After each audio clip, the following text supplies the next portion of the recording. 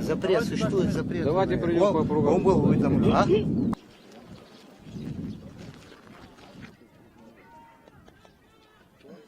Паспорта.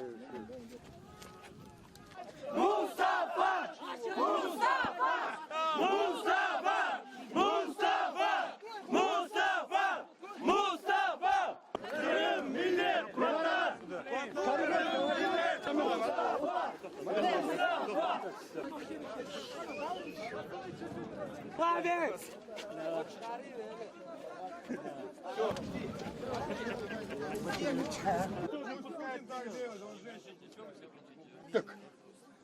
Ana, zorla getirdim bunu.